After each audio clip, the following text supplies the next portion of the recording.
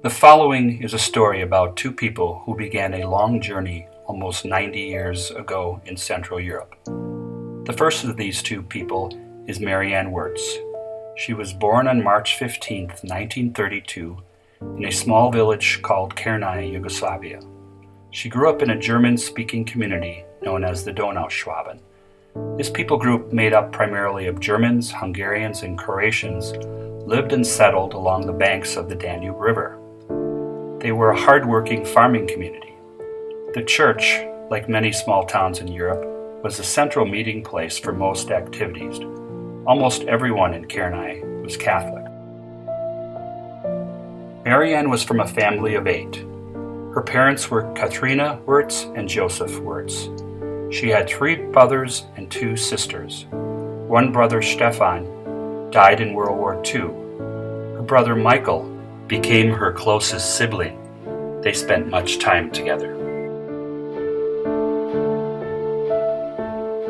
When Marianne was old enough for school, she attended an all-girls school. World War II broke out when she was in 4th grade. She was about 10 at the time. Their town was taken over by the Nazi army, so her family had to move to Linz, Austria, and live with other refugees in what were known as barracks. There she worked at various private homes as a caretaker and also in childcare. She always loved children. Over the course of time, that community of refugees grew into a close-knit family. Weekend dances and many social gatherings with friends and family brought much joy to these displaced refugees from areas throughout Central Europe. Marianne enjoyed dances and meeting old and new friends.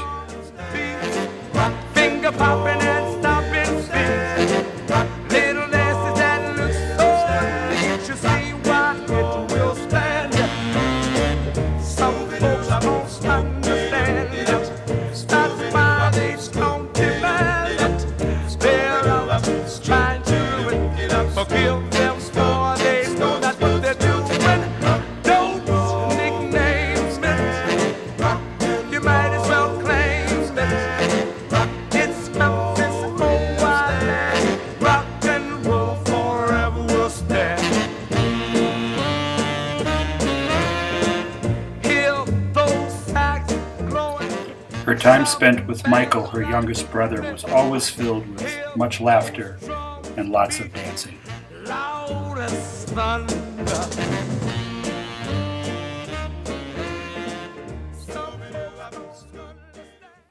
In this same refugee camp lived a man named Steven Toldt, later changed to Steven.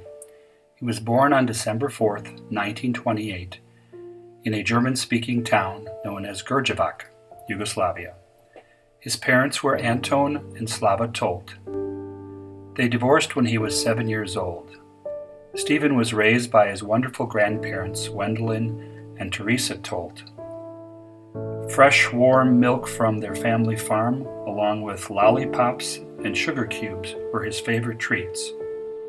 When Steven wasn't helping out on the family farm, he often served as an altar boy at the local church or hung around the schoolyard playing soccer. Steven went to grade school, followed by 4 years of high school, where he learned several languages and an appreciation for music and the fine arts. Then at the age of 9, a neighbor gave him a used guitar with which he taught himself how to play. At the age of 16 in 1944, Steven's life completely changed forever. His town was taken over by the Russian army. He was given the choice to join the German Nazi army or be killed. Reluctantly, he and his friend Karl trained for 6 months with the Nazis and later decided to jump off the train headed for the Berlin front. They lived there for 2 years in Hutzdorf, Germany, with a farming family. They had heard on the radio that the war had ended and they would be free to return home without charges. The Red Cross helped them find their families, who had since moved to a refugee camp in Linz, Austria. There, Steve reunited with his grandparents and friends and relatives. While in the barracks, Steve made many new friends. He was well liked by all. No doubt the girls liked him also. Not just because of his good looks, funny wit, and charming personality, but also because of his soccer skills. He was the team captain and led the league in goals for several years. He was definitely a popular guy.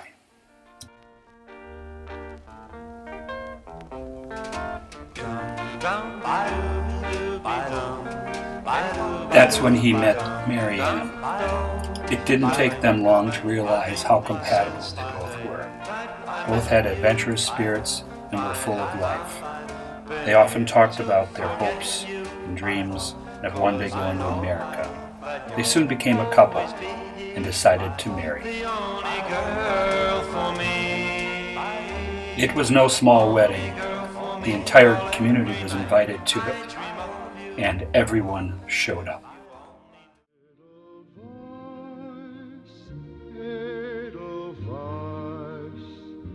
Every morning you greet me, small and white, clean and bright.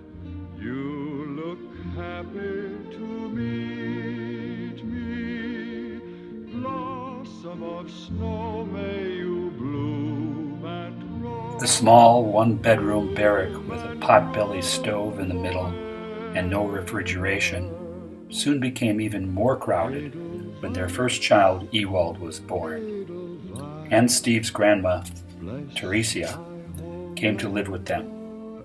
While Marianne and all the relatives watched the little ones, Steve worked at a flooring installation company with many of his good friends. Until one day, after a soccer match, a scout from the United States approached Steve and asked him if he would be interested in playing soccer on a professional team in Los Angeles. This was their ticket to the land of opportunity, freedom to do great things and to follow your dreams. A Los Angeles, California team, St. Stephen's Soccer Club, sponsored the three of them to come to America. It was hard for them to say goodbye to so many close relatives and friends. They spent 3 weeks on the General Langfitt ship. Upon arrival in New York, they boarded a train to Los Angeles, California. Steve played soccer on weekends and worked at the Pez candy factory during the day. Marianne and Ewald tried to make friends and learn English. However, it was lonely for them. After a short time, the smog in Los Angeles made it necessary for Ewald and his parents to move. They moved to Milwaukee, a town with no smog, but lots of Germans. Soon after, many relatives joined them in Milwaukee. Parties happened all the time. Soon everyone was having babies, including Marianne. Erwin was born in 1957. The bright sunshine, the bright sunshine. It's the same old story all over the world. Girl needs boy and boy needs girl. So be young, be foolish, but be happy. Be young, be foolish, but be happy. Don't let love slip away. Live your life for today. And then 9 years later, Diane was born. Their happy home became instantly filled with even more joy.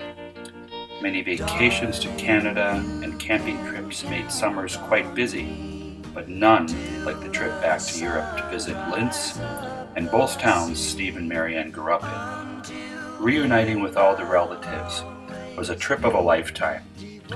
They even brought back a brand new Volkswagen camper that was picked up at the factory in Frankfurt, Germany. To think that it was only 12 years prior that 3 refugees came on a boat to America with only 2 suitcases and a dream. America is truly the land of opportunity. Steve and Marianne loved to build new homes. They lived in 3 different homes that they built while in Milwaukee. As the styles and tastes of the times changed, so did they. It was fun for them to go back and visit them all on Marianne's 70th birthday.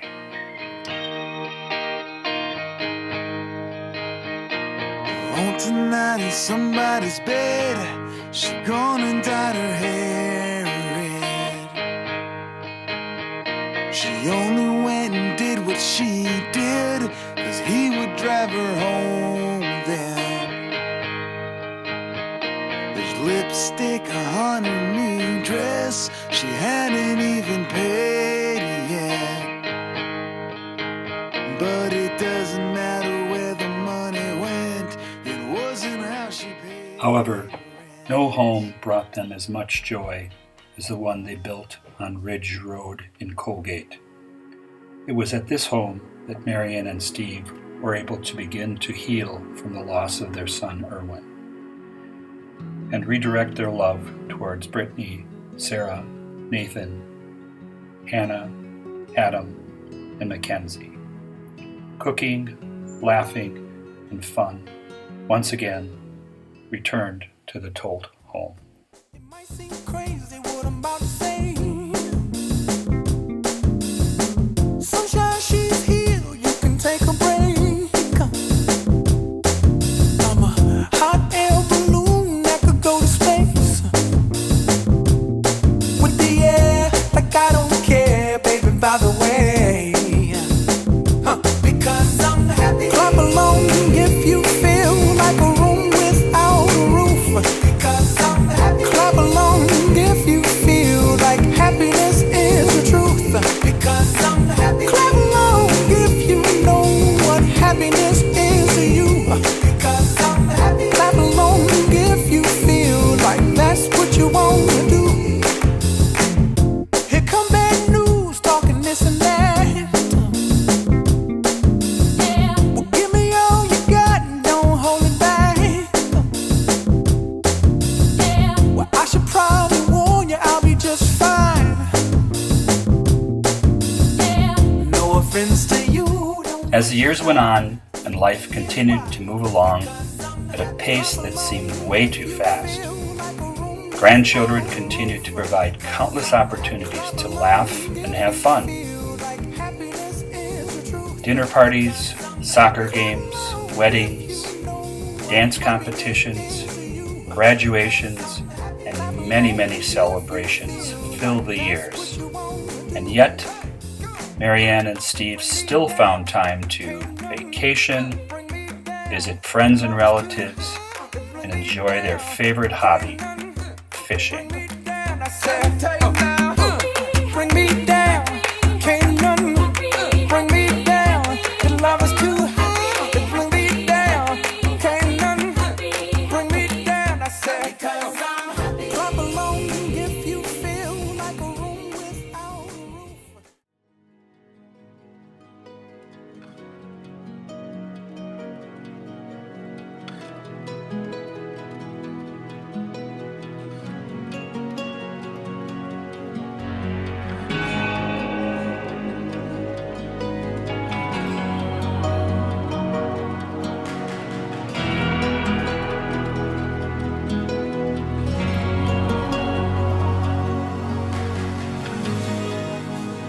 There's a time in our lives to return, sacrifice.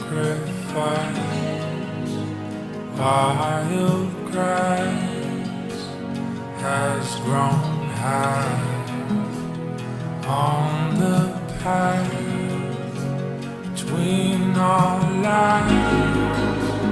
There's a light in the trees, closer now.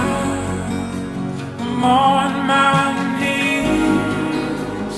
Oh, Father, forgive me, please. 'Cause I came alone.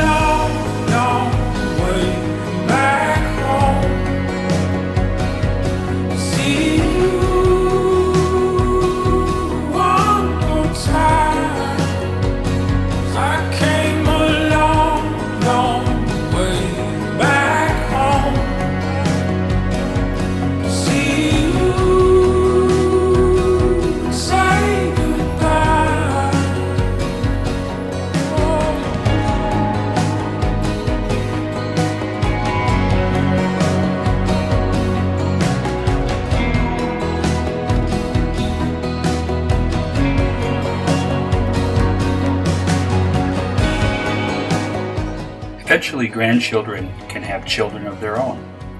When Jackson, Nell, and William were born, Grandma Marianne just couldn't get enough of them. Father's hands work the ground, turns the soil and lays it down. Everything done and said lives beyond the quick and the dead. Like many families, there were some good years and some very difficult years. Both Steve and Marianne's determination to continue to have faith and persevere, even during those hard years, has served them well. That same faith, determination, and adventurous spirit that carried them on a ship across the Atlantic Ocean to America has also carried them through life's many challenges. Thanks, Mom and Dad.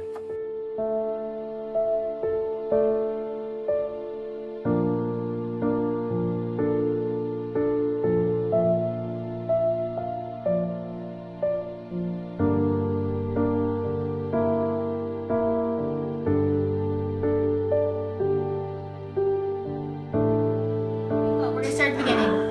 Stille Nacht, heilige Nacht. I'm asleep, I'm the